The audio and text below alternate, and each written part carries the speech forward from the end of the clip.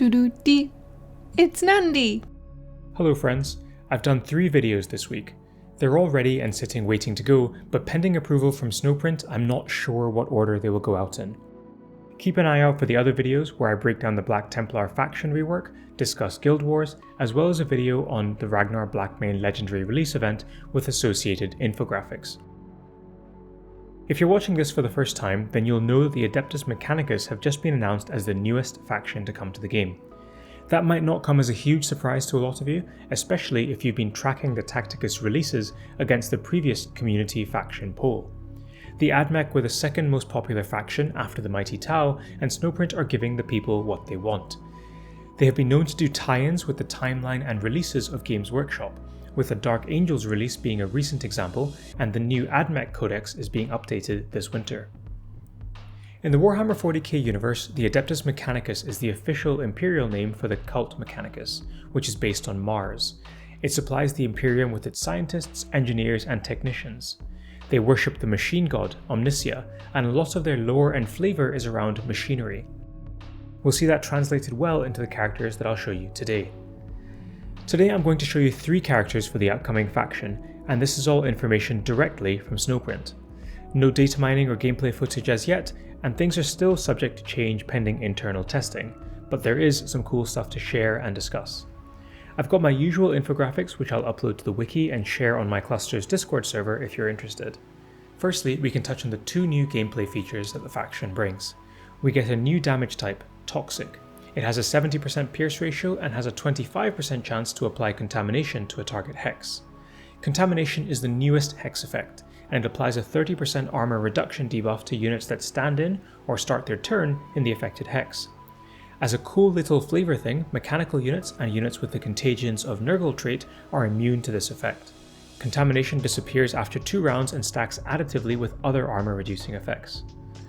This brings us up to the first character, Legendary Vitruvius Thannek. He has 2 traits, Mechanic and Mechanical. As a brief reminder, the Mechanic trait allows the unit to repair other mechanical units. His active ability is Rad Bombardment. It deals toxic damage to all units in a line and adds the contamination effect to hexes. It starts at 2 range, and this range increases for every round that is passed and every time a friendly mechanic restores the health of a unit. His passive, Master Annihilator, grants a bonus hit to the next X friendly attacks. This bonus hit is capped at a certain amount of damage. On the right of the screen you can see his damage types, a power 1-hit melee attack and a molecular 1-hit attack at 2 range.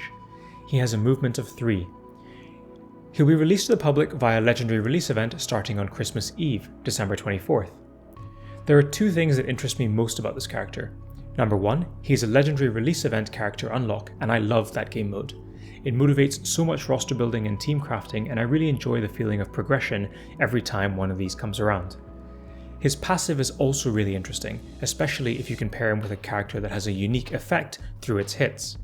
The one that jumps out to me immediately is the Neurothrope, which gets a massive damage bonus to psychic damage depending on how many Neuroparasite stacks the target has. It will be interesting to see what the passive damage cap for this ability settles at, because if it is a high number, these 2 characters could form a potentially meta-defining combination. The next character is Actus Folgorosus.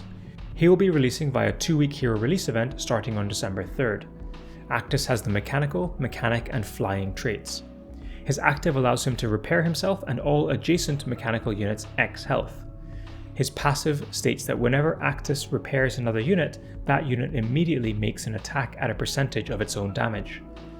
Actus has a 2-hit melee and ranged attack and performs his ranged attack at 2 range.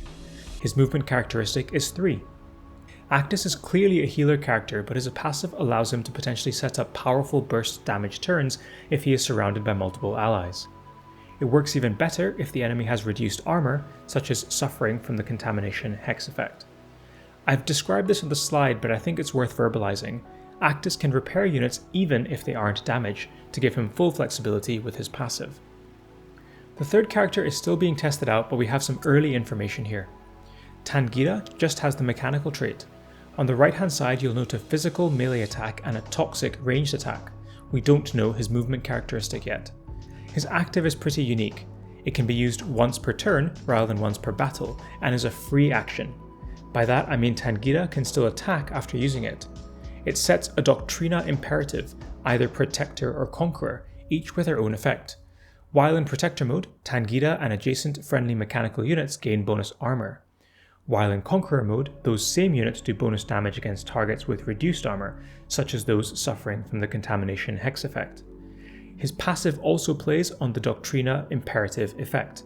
In Protector mode, Tangira summons a Skitarii Vanguard whenever he attacks. In Conqueror mode, all adjacent friendly mechanical summoned units also attack the same target, provided they are in range. As a self-professed Tau lover, I'm intrigued about the possibilities of creating team compositions that amalgamate the two factions. I could see Control Edict being pretty lethal with Shozile's sniper drones, especially if the target has reduced armor. On this slide, we take a quick look at Tangira's summon, the Skitarii Vanguard. This is a mechanical summon that applies the Contamination Hex effect whenever it moves. It also has a toxic ranged attack and movement 3. The faction looks largely PvP focused, given that their main mechanic appears to revolve around a hex effect that we know guild bosses are immune to. They may also have some room for experimenting against the guild boss primes, particularly with those boss adjutant mechanics, where you're incentivized for getting extra attacks and hits in.